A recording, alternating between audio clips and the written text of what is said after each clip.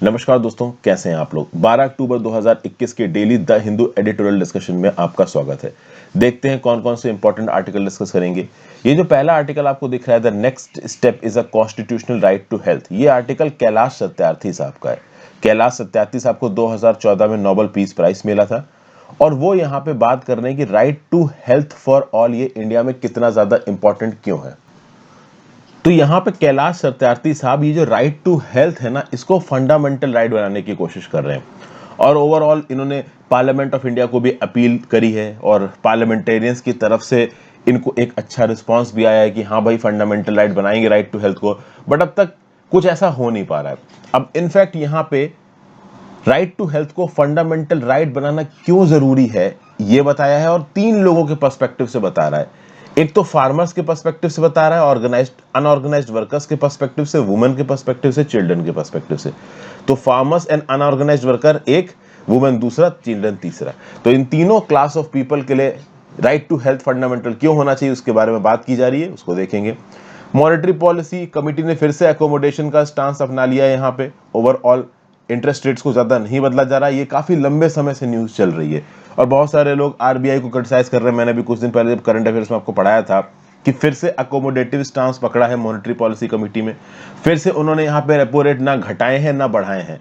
बहुत सारे लोग बोल रहे हैं कि आरबीआई को रेपो रेट्स बढ़ा देने चाहिए ताकि इन्फ्लेशन को कंट्रोल में किया जा सके, लेकिन रेपो रेट्स कम ही करके रखे हुए हैं आरबीआई ने ताकि मार्केट में लिक्विडिटी कम ना हो। लेकिन बड़े बड़े इकोनॉमिक पंडित्स बोलते हैं कि अगर मार्केट में लिक्विडिटी आप ज्यादा रखोगे तो महंगाई बढ़ जाएगी, महंगाई बढ़ जाएगी तो लॉन्ग टर्म में महंगाई को कंट्रोल करना मुश्किल होगा। बाकी पंडित बोलते हैं और कम कर दो रेपो रेट को ताकि और पैसा आ जाए मार्केट में। लॉन्ग टर्म में इन्वेस्टमेंट को और डिमांड को बढ़ाना जरूरी है। तो अब आरबीआई करे तो करे क्या, दोनों ही तरीके के लोग हैं यहाँ पे। नेक्स्ट यहाँ पे डेंजरस डेडलॉक। देखिए लाइन ऑफ एक्चुअल कंट्रोल पे चीजें सॉर्ट आउट देखिए अब हो नहीं रही हैं।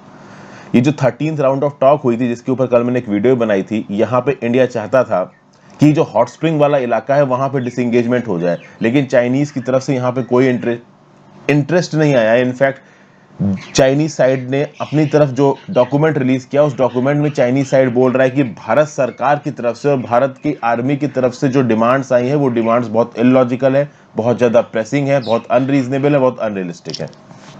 प्लस यहाँ पे ये बताया जा रहा है कि जो चाइनीज प्रोपोगेंडा है वो पूरी जोर पे चालू है, मतलब कि अपने तरफ के लोगों को, अपने देश के लोगों को बताना कि इंडिया यहाँ पे इंक्रोचमेंट कर रहा है, इंडिया यहाँ पे चाइना के लिए प्रॉब्लम्स क्रिएट कर रहा है। इस प्रकार की बातें, प्रोपोगेंडा फुल ऑन कर रखा है चाइना ने अपने देश के अंदर, ताकि चाइना के लोगों के अंदर इस बात की एक्सेप्टेबिलिटी रहे कि हाँ भाई उनकी सरकार एलएसी पे जो कर रही है वो सही है।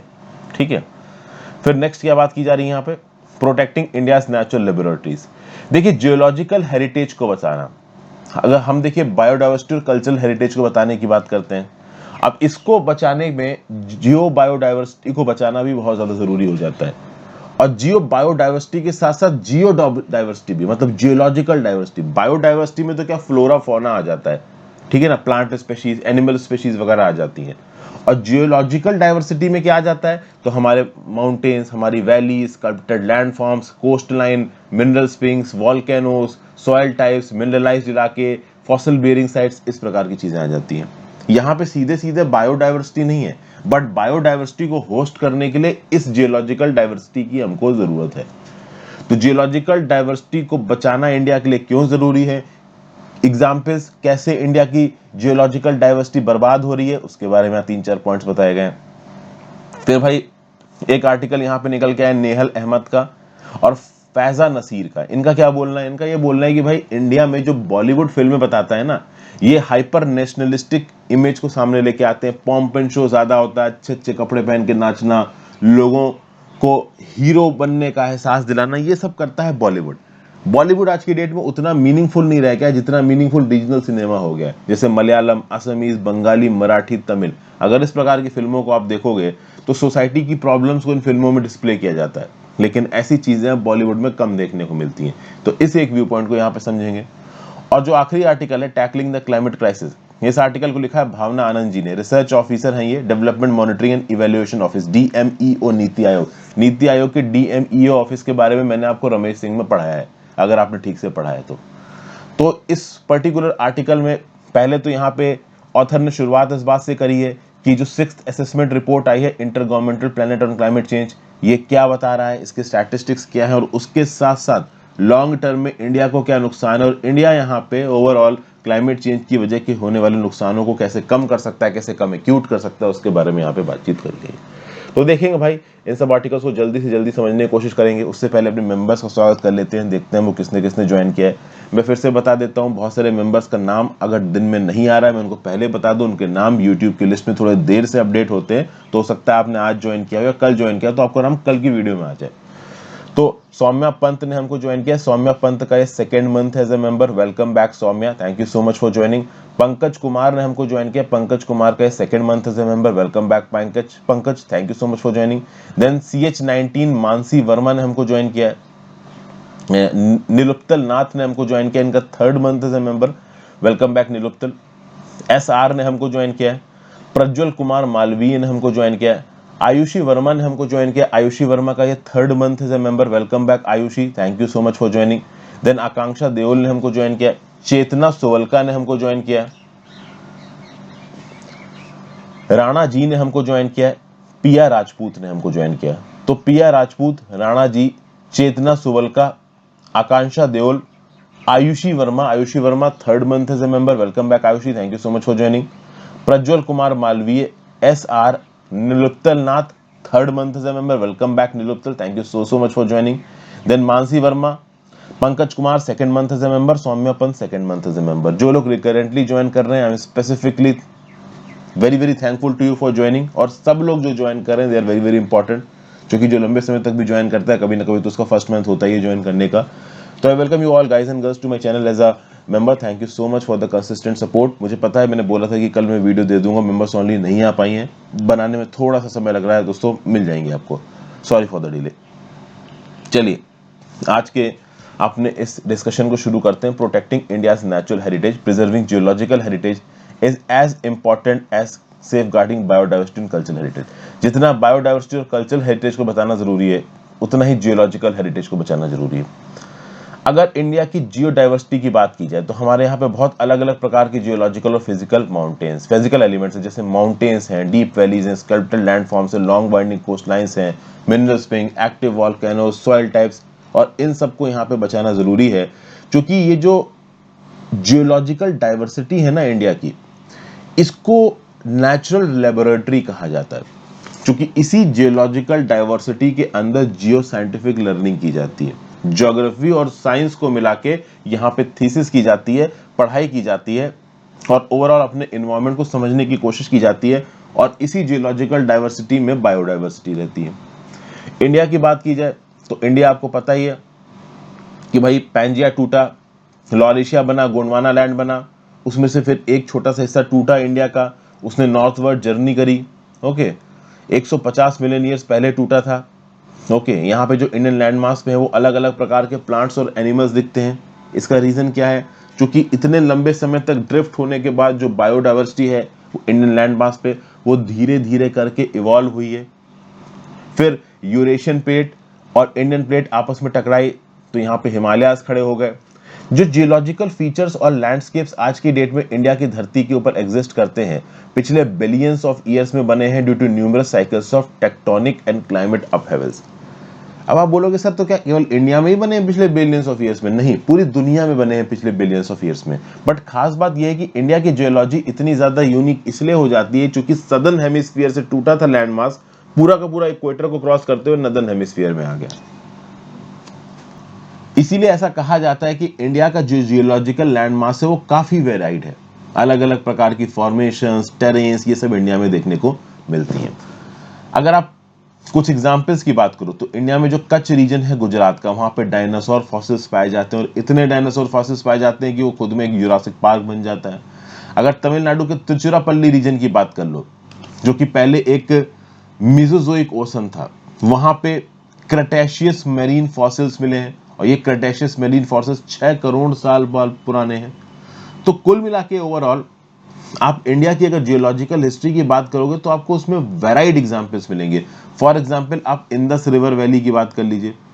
तो when we talk about Indus river valley, cradles of human civilisation, अरे Mesopotamian civilisation, Harappa civilisation, Indus river valley में ये बहुत रिसेंट का एग्जांपल है। और ये जो जियो हेरिटेज साइट्स होती है ना, यहाँ पे लोगों को बहुत कुछ सीखने को मिलता है। यहाँ पे लोगों को जियोलॉजिकल लिटरेसी मिलती है, और इस जियोलॉजिकल लिटरेसी का एक बहुत इंपॉर्टेंट फैसेट ये है कि लोगों को ये पता चल जाता है कि इस जियोलॉजी को प्रोटेक्ट करना कितना ज़रूरी है। आज की डेटों में हमारे स्कूलों में फिजिक्स, बायोलॉजी और केमिस्ट्री जैसे सब्जेक्ट्स के ऊपर ज़रूरत से ज़्यादा फोकस दिया जाता है।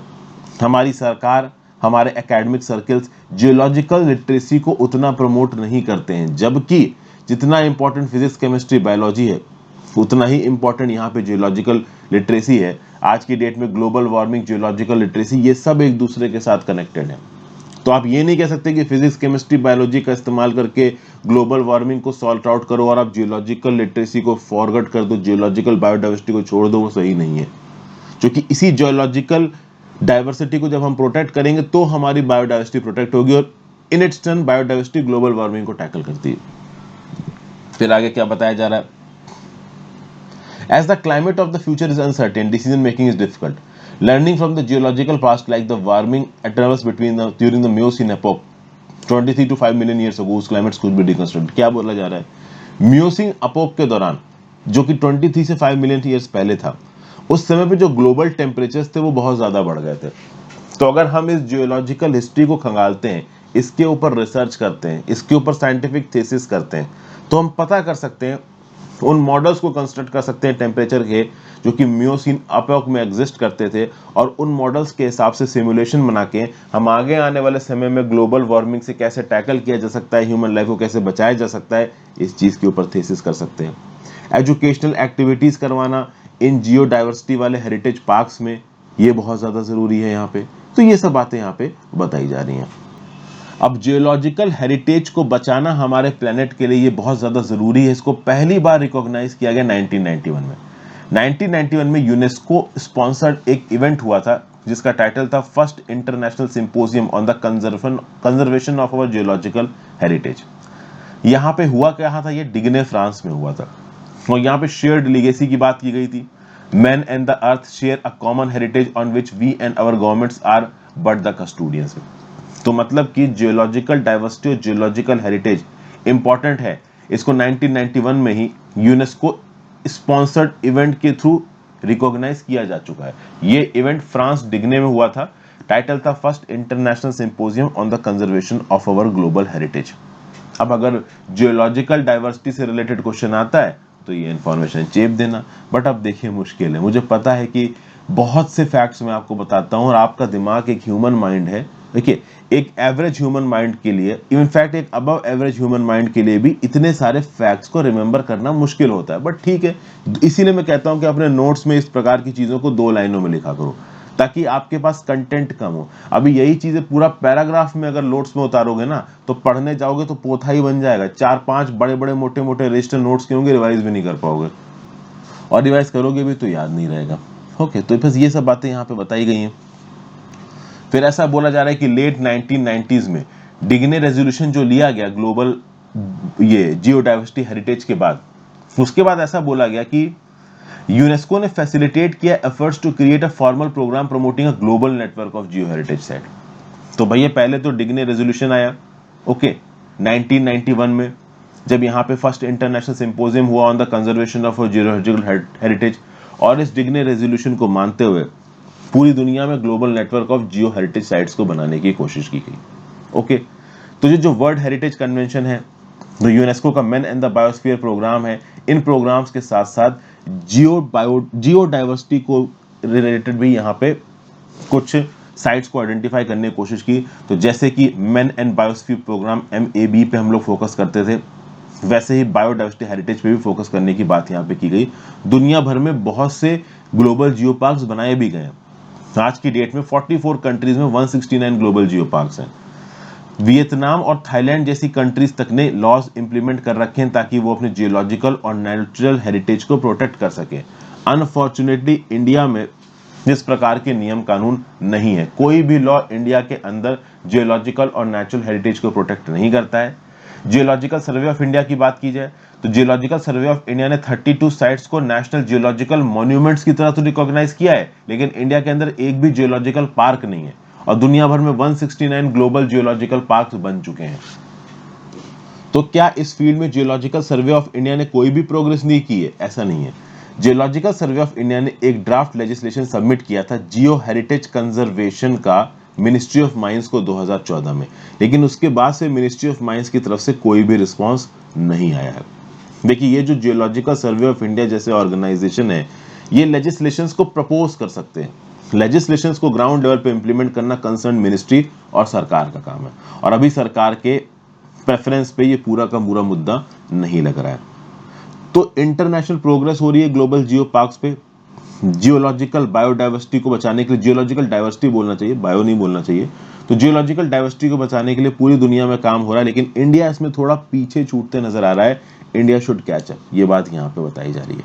और जरूरी इसलिए भी है क्योंकि हमारी बहुत सारी जियो डाइवर्सिटी वाली साइट्स खराब हो रही हैं। जैसे फॉर एग्जाम्पल, ये जो जियोलॉजिकल सेक्शन है अंजार कच्छ में, वहां पे हाई कंसंट्रेशन ऑफ इरिडियम पाया जाता है।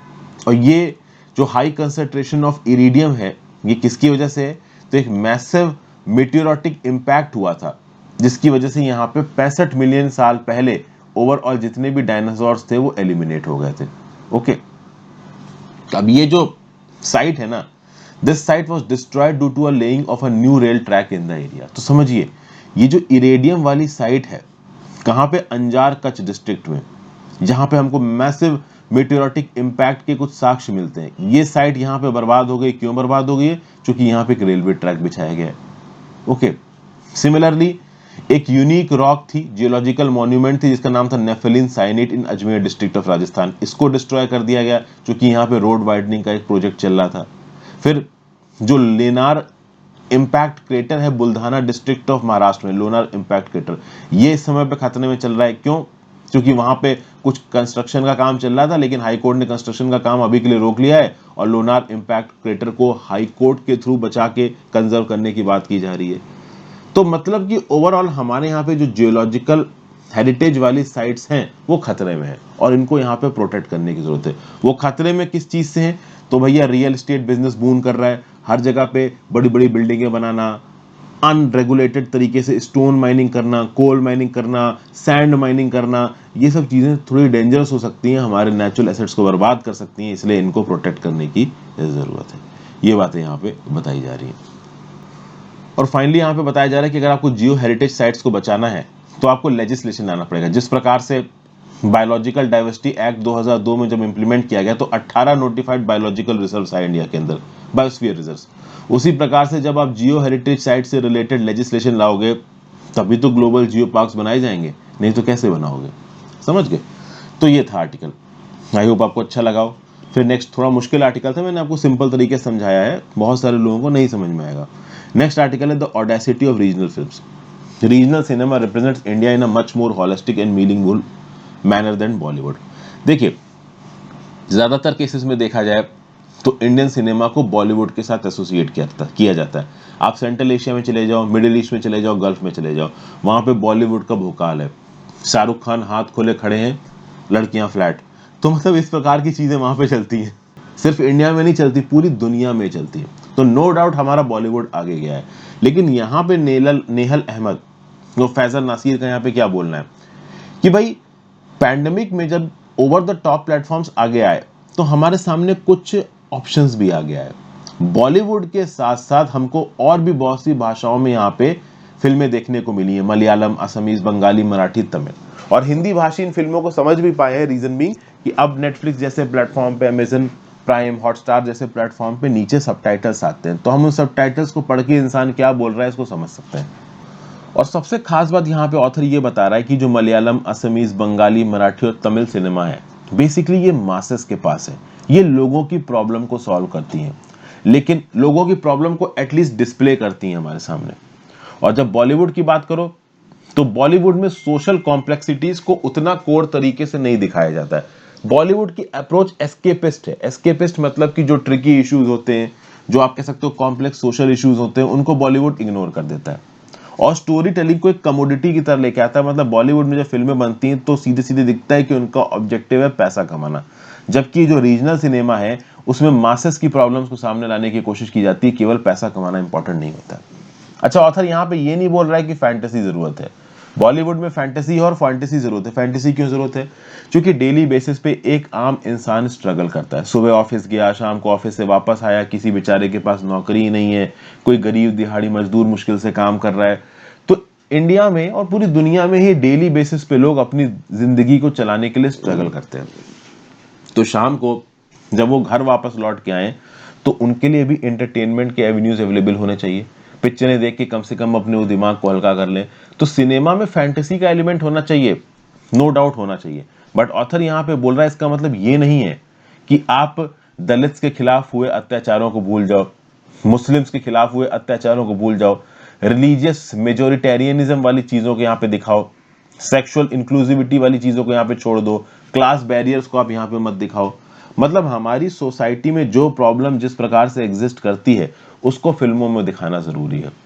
तो ऐसा नहीं है कि बॉलीवुड के अंदर फैंटेसी दिखाई जा रही तो कुछ गलत है, लेकिन की सोशल इश्यूज को टेकअप नहीं किया जा रहा है। फिल्में बहुत ज्यादा मेडिटेरेनियन और नेशनलिज्म के पर्सपेक्टिव से बनाई जा रही है, वो भी हाइपर नेशनलिस्टिक, ये क्या नाम से, मेडिटेरियनिज्म। तो यहाँ पे ऑथर का मोस्ट प्रॉब्ली कहने का मतलब ये है कि एक कोई सीरीज बना दी, उसमें दिखाया गया है कि कुछ लोग हैं और वो देश को बचा रहे हैं और कुछ आतंकवादी हैं यहाँ पे। अब जिनको आतंकवादी दिखाया गया वहां पे किसी रिलीजियस कम्युनिटी को टारगेट कर लिया गया, या फिर किसी एक पर्टिकुलर, आप कह सकते हो दूसरी कम्युनिटी को, एक देश की कम्युनिटी को टारगेट कर लिया गया। जैसे फॉर एग्जांपल ये जो फैमिली मैन करके सीरियल आए थे, यहाँ पे श्रीलंका के एलटीटी वाले मुद्दे को दिखा दिया गया था।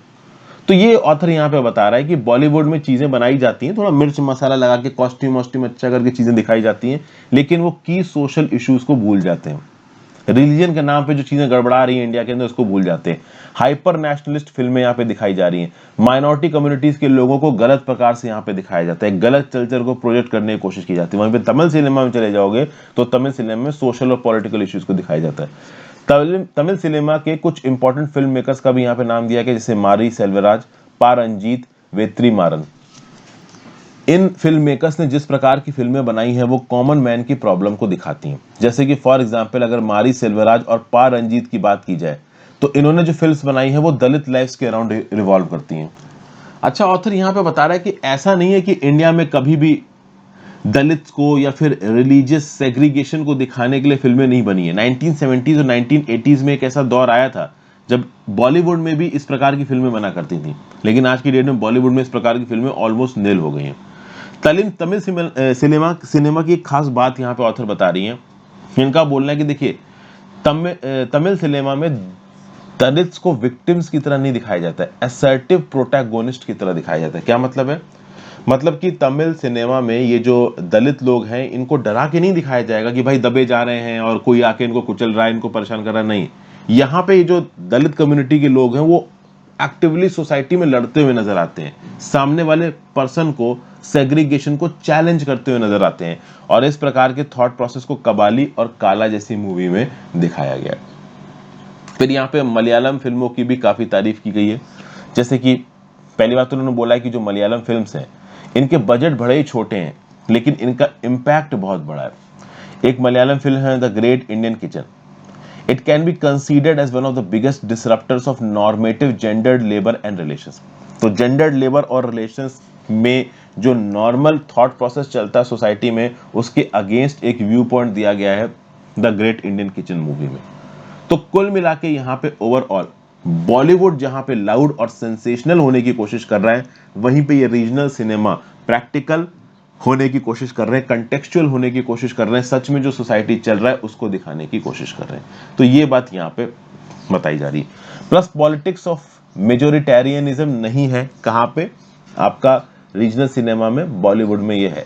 तो बॉलीवुड में हाइपर नेशनलिज्म पीक पे, बॉलीवुड में मेजोरिटेरियन नेशनल बिल्डिंग प्रोजेक्ट जैसी पिक्चरों को यहाँ पे दिखाया जाता है। और यहाँ पे कुछ कम्युनिटीज को इंटेंशनली विलीफाई किया जाता है जिससे सोसाइटी की जो स्ट्रक्चरल इनइक्वालिटीज हैं वो बढ़ती हैं, इनसिक्योरिटी यहाँ पे बढ़ती है। तो इन सब चीजों को अवॉइड करने की जरूरत है। वहीं पे बंगाली, मराठी, तमिल, मलयालम, इस प्रकार के जो सिनेमा हैं वो ओवरऑल जितने भी प्रकार की प्रॉब्लम्स है सोसाइटी में उनको दिखा रहे हैं, जिससे आगे आने वाले समय में लोगों के अंदर ये अवेयरनेस आ रही है, कॉन्शियस मैनर से वो उस प्रॉब्लम को सॉल्व करने की कोशिश करेंगे और सच में देश के, कहते हैं ना कि कंसोलिडेशन में, देश की सिक्योरिटी में, यूनिटी में एक बहुत मेजर रोल प्ले करेंगे, और बॉलीवुड ये सब नहीं कर पा रहा। तो मतलब बॉलीवुड की यहाँ पे भर भर के बुराई कर रखी है, सिंपल। अगले आर्टिकल चलते हैं, tackling the climate crisis, NITI Aayog की भावना आनंद ने इस आर्टिकल को लिखा। अभी रिसेंटली पब्लिश हुई है inter governmental planet on climate change की 6th assessment report from working group 1, और इसने क्लाइमेट एक्शन की तरफ फिर से लोगों का ध्यान गया। इस रिपोर्ट में यह बताया गया कि 2011 से लेकर 2020 के बीच में जो अर्थ है वो 1.09 डिग्री सेंटीग्रेड ज्यादा कंपेयर गर्म हो गया है। तो 1850 से लेकर 1900 में जो टेम्परेचर्स हुआ करते थे एवरेज, उसके कंपैरिजन में एवरेज टेम्परेचर्स 1.09 डिग्री सेंटीग्रेड बढ़ गए हैं 2011-2020 के टाइम पीरियड में। और इसी पर्टिकुलर रिपोर्ट ने यह भी साफ साफ बोला है, इंडिया को सीधे सीधे वार्निंग दी है कि इंडिया में इंटेंस हीट वेव्स आ सकती हैं, हैवी मानसून्स आ सकते हैं, एक्सट्रीम वेदर इवेंट्स इंडिया में आगे देखने को मिलेंगे। फिर the global climate risk index 2021, इसने इंडिया को रैंक किया है as the 7th most affected country by weather extremes. तो the global climate risk index 2021, India has been ranked as the 7th most affected country by weather extremes. फिर आगे क्या बताया जा रहा है, responses to climate change vary from place to place as there are differences in production systems, agroclimatic and socio-economic conditions across the country। देखिए यहाँ पे कुछ पॉइंट्स बहुत इंपॉर्टेंट है भाई। आईपीसीसी की ये 6th असेसमेंट रिपोर्ट ने स्टैटिस्टिक्स में क्या कहा ये याद रखिएगा, इंडिया के लिए क्या कहा ये याद रखिएगा। फिर global climate risk index 2021 India को 7th मोस्ट अफेक्टेड कंट्री बोलता है, ये याद रखिएगा। फिर फाइनली यहाँ पे बताया जा रहा है कि अगर इंडिया को इस क्लाइमेट चेंज वाली चीज से लड़ना है तो भाई place to place, region to region plans बदलने पड़ेंगे, क्योंकि अलग अलग जगहों पे अलग अलग प्रकार के एग्रीकल्चरल प्रोडक्शन सिस्टम्स हैं, अलग अलग प्रकार के एग्रीकल्चरल क्लाइमेट्स हैं, सोशियो इकोनॉमिक कंडीशंस देश में अलग अलग जगहों पे अलग अलग है। तो हमको एडेप्टेशन स्ट्रेटजीज भी यहाँ पे अलग अलग डिवाइस करेंगी, एक यूनिफॉर्म एडेप्टेशन स्ट्रेटजी से काम नहीं चल पाएगा। फिर क्या बताया जा रहा है, the pressure to speed up mitigation and adaptation is at an all time high. ठीक है भाई, मिटिगेशन और एडेप्टेशन क्लाइमेट चेंज के कंटेक्स्ट में करना बहुत ज्यादा जरूरी है। कि अगर बात की जाए तो India is already doing well in achieving it's mitigation commitments of reducing emissions intensity and enhancing renewable capacity.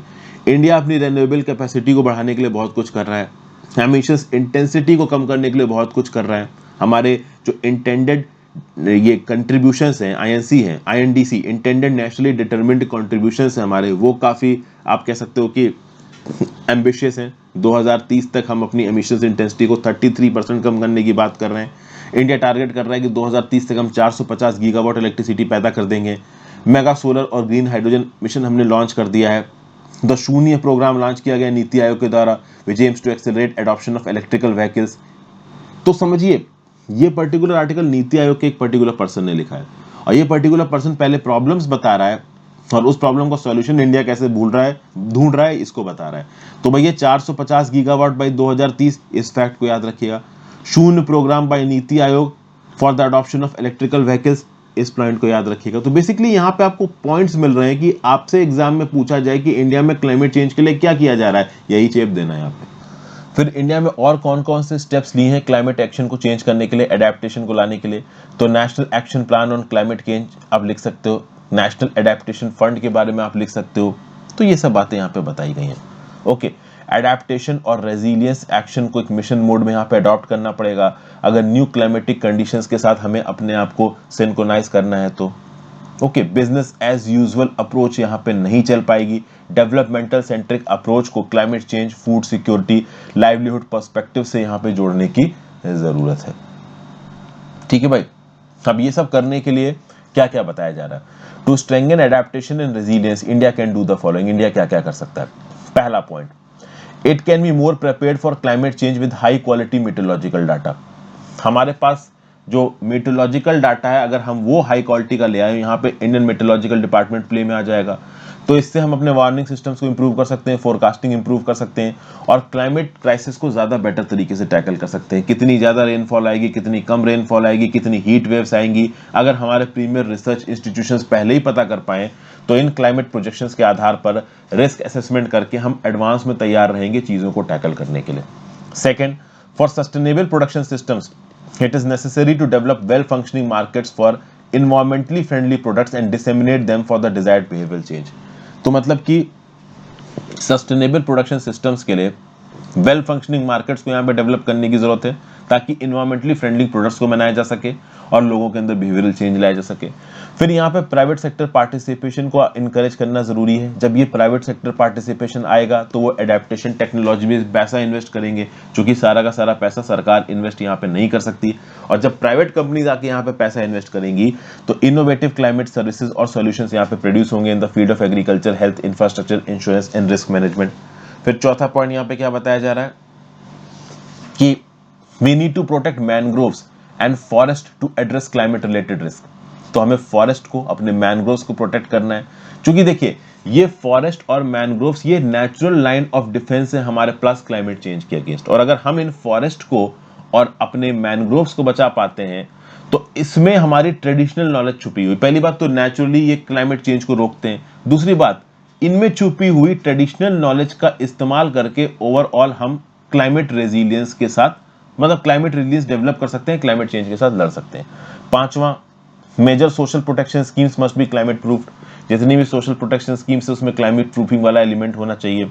तो भैया infrastructural assets banana, for example ये जो साइक्लोन प्रोन इलाके हैं वहां पे प्रॉपर एप्रोप्रिएट शेल्टर्स बनवाना, रूरल हाउस होल्ड्स की एडेप्टिव कैपेसिटी को इनहेंस करना खासकर वल्नरेबल इलाकों में। और छठा, कॉन्टिन्यूअस मॉनिटरिंग और इवैल्यूएशन करना, फीडबैक मैकेनिज्म्स डिवॉल्व करना। सच में ये जो क्लाइमेट रेजिलियंस प्रोग्राम्स को यहाँ पे इंप्लीमेंट किया जा रहा है इनका प्रॉपर ऑडिट करवाना, ये सही तरीके से काम कर रहे हैं या नहीं कर रहे हैं, ये भी यहाँ पे बहुत ज्यादा जरूरी हो जाता है। प्रोएक्टिव और टाइमली नीड्स बेस्ड एडेप्टेशन यहाँ की जरूरत है, एक मिशन मोड में चीजें करने की जरूरत है, तो ही हम ओवरऑल चीजों में इंप्रूवमेंट कर पाएंगे।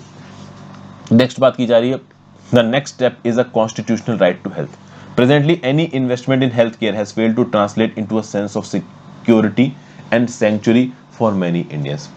यहाँ पे भाई देखिए क्या बताया जा रहा है, कैलाश सत्यार्थी साहब का यहाँ पे आर्टिकल है। ज्यादा देखिए बहुत स्पेसिफिक पॉइंट्स यहाँ पे नहीं बताए गए इन्होंने। अब देखिए ये कोई बहुत तगड़े स्टैटिस्टिशियन तो है नहीं, लेकिन हाँ इन्होंने अपना व्यू पॉइंट दे दिया और व्यू पॉइंट अच्छा है। इनका ये बोलना है कि the brevity of human memory बहुत ज्यादा शार्प नहीं है लॉन्ग टर्म में। लॉन्ग टर्म में ह्यूमंस के साथ जो भी गलत हुआ है पास्ट में वो उसको भूल जाते हैं, और ये जरूरी भी है। जरूरी क्यों है? क्योंकि अगर कोई गलत हुई चीज हम याद रखते हैं हमेशा तो उससे हमारी प्रोग्रेस आगे आने वाले समय में रुक जाती है। लेकिन कोरोना वायरस की वजह से हुई कुछ चीजों को यहाँ पे इंटेंशनली याद रखने की जरूरत है। देखिए इस कोरोना के पैंडेमिक ने हमको यह सिखा दिया है कि right to health for all ये किसी भी हाल में कॉन्स्टिट्यूशनल होना चाहिए।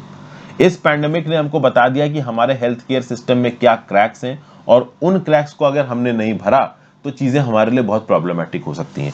इसीलिए कैलाश सत्यार्थी साहब बोल रहे हैं कि जून में उन्होंने इस साल पार्लियामेंट ऑफ इंडिया के सामने एक अपील रखी कि हमारे संविधान में हेल्थ केयर को एक फंडामेंटल राइट बनाना चाहिए। और ओवरऑल सरकार की तरफ से और अलग अलग पॉलिटिकल पार्टीज की तरफ से इनको एश्योरेंसेस मिले हैं, बट अब तक राइट टू हेल्थ एक फंडामेंटल राइट नहीं बना है। और मैं आपको बताऊं सरकार कभी right to health fundamental right बनाएगी भी नहीं, क्योंकि सरकार के पास इतनी इंस्टीट्यूशनल कैपेसिटी नहीं है। राइट टू हेल्थ को फंडामेंटल राइट बनाने का क्या मतलब है कि भाई किसी भी पर्टिकुलर पर्सन मान लो अगर बीमार पड़ा तो उसके पास पैसे नहीं है तो भी उसका इलाज करो। अब क्या पॉसिबल है ये आज की डेट में? कोरोना के समय पे क्या हुआ आपने देखा है ना। प्राइवेट हॉस्पिटल तो अपनी दुकान वैसे बंद करके भाग जाएंगे। प्राइवेट हॉस्पिटल थोड़ी ना लोगों के भले के लिए काम कर रहे हैं, उनको तो पैसा चाहिए, पैसा नहीं मिला तो बंद कर देंगे। और अगर वो लोगों का इलाज करेंगे तो सरकार को पैसे देने पड़ेगा प्राइवेट हॉस्पिटल को, और सरकार के पास इतने पैसे हैं नहीं। तो भले यहाँ पे राइट टू हेल्थ को एक फंडामेंटल राइट बनाने की बात कर रहे हैं कैलाश सत्यार्थी साहब, और ये आइडिया बहुत जबरदस्त है, बट इसका इंप्लीमेंट हो पाना मुश्किल है। और इस आइडिया को 3 कंटेक्स्ट में यहाँ कैलाश सत्यार्थी साहब बोल रहे हैं। एक तो फार्मर्स और अनऑर्गेनाइज्ड वर्कर्स के लिए, दूसरा वुमेन के लिए, तीसरा चिल्ड्रन के लिए। तीनों को अलग अलग प्रकार से यहाँ पे कैलाश सत्यार्थी साहब ने बताया। कैलाश सत्यार्थी साहब ने बोला है कि भाई जो फार्मर्स हैं they are the primary producers of our fundamental right to live. हम जो खाना खाते हैं वो फार्मर्स पैदा करते हैं। अभी अगर फार्मर्स ही यहाँ पे सीवियर इलनेस से अफेक्ट हो जाएंगे, डिजीजेस से अफेक्ट हो जाएंगे, उनके बच्चे यहाँ पे डिजीज से अफेक्ट हो जाएंगे, तो वो काम कैसे करेंगे? उसी प्रकार से जो अनऑर्गेनाइज्ड वर्कर्स होते हैं, माइग्रेंट वर्कर्स होते हैं, सीजनल वर्कर्स होते हैं, अगर इनको राइट टू हेल्थ नहीं मिलता है, मान लो इनको छोटी सी भी कोई बीमारी हो गई, तो अपनी दवाई लेने के लिए ये जाके मनी लेंडर से उधार लेते हैं और फिर बॉन्डेज और डेब्ट के एक विशियस साइकिल में फंस जाते हैं, जिससे मरने तक भी बाहर नहीं निकल पाते। तो इसलिए यहाँ पे फार्मर्स और ओवरऑल अनऑर्गेनाइज्ड वर्कर्स, इनको सबसे पहले बेसिस पे जरूरत है राइट टू हेल्थ को फंडामेंटल राइट बनाने की। फिर नेक्स्ट वुमेन की बात की जा रही है यहाँ पे। हेल्थ केयर सिस्टम में हमारे यहाँ पे वुमेन भी बहुत ज्यादा डिसएडवांटेजेस कंडीशन में है। भाई टेबू है, पैट्रियार्चल सोसाइटी है, तो घर में अगर लड़का बीमार पड़ेगा तो उसको हॉस्पिटल लेके जाएंगे, लड़की या औरत बीमार पड़ी हुई है तो वो साइड में उसको कहीं फेंक रखा है, कोई फर्क नहीं पड़ता वो सही है बुरी है क्या हालात है, कोई फर्क नहीं पड़ता। तो अगर राइट टू हेल्थ हो गए तो कम से कम हम इस बात को इंश्योर कर सकते हैं कि लेडीज को on priority health as a fundamental right उनकी प्रोटेक्ट की जा सकती है। फिर यहाँ पे चिल्ड्रन की बात की जा रही है। हमारे देश में ऐसे बहुत से बच्चे हैं जो पुअरेस्ट और मार्जिनलाइज्ड कम्युनिटीज को बिलोंग करते हैं, जो कि बिल्कुल ही हैजार्डस सिचुएशन में काम कर रहे हैं, ग्रो हो रहे हैं, चाहे वो फील्ड हो, माइंस हो, ब्रिकलिन्स हो, फैक्ट्रीज हो, उनको ना स्कूल में एडमिशन मिला है, पैसों की बहुत भारी कमी है, माँ बाप उनको पढ़ा नहीं सकते। तो इस कंटेक्स्ट में बच्चों को भी यहाँ पे फंडामेंटल राइट टू हेल्थ देने की जरूरत है। फिर यहाँ पे थोड़ी बहुत अपनी तारीफ भी कर रखी है सत्यार्थी साहब ने कि इनकी ऑर्गेनाइजेशन ने, नीचे कमेंट बॉक्स में बताओ कैलाश सत्यार्थी साहब की ऑर्गेनाइजेशन का नाम क्या है। तो कैलाश सत्यार्थी साहब की ऑर्गेनाइजेशन ने 1 लाख ऐसे बच्चों को बॉन्डेड लेबर से बचाया है, और जब ये बच्चों को बचाते हैं तो उनको पता चलता है कि बच्चों को primary tuberculosis, skin diseases, eyesight impairment, malnutrition, इस प्रकार की बहुत सारी प्रॉब्लम्स हैं, कई सारे बच्चे मेंटल हेल्थ इंपैक्ट से गुजर रहे हैं। तो ऐसे केसेस में इन बच्चों को भी राइट टू हेल्थ का राइट प्रोवाइड करना बहुत ज़्यादा ज़रूरी हो जाता है। तो ये सारे पॉइंट्स इस पर्टिकुलर आर्टिकल में बताए जा रहे हैं। यहाँ पे मैं अपना एडिटोरियल डिस्कशन खत्म करता हूँ। आई होप आपको कुछ ना कुछ सीखने को मिला होगा दोस्तों। आप अपने व्यू पॉइंट नीचे कमेंट बॉक्स में दे सकते हैं। वीडियो पे कमेंट करके और लाइक करके इसके इंगेजमेंट को बढ़ाइए। इंस्टाग्राम फॉलो कर लीजिए, टेलीग्राम ग्रुप ज्वाइन कर लीजिए, हर चीज़ का लिंक नीचे डिस्क्रिप्शन बॉक्स में दे रखा है। Have a great day friends, goodbye, ध्यान रखिए अपना।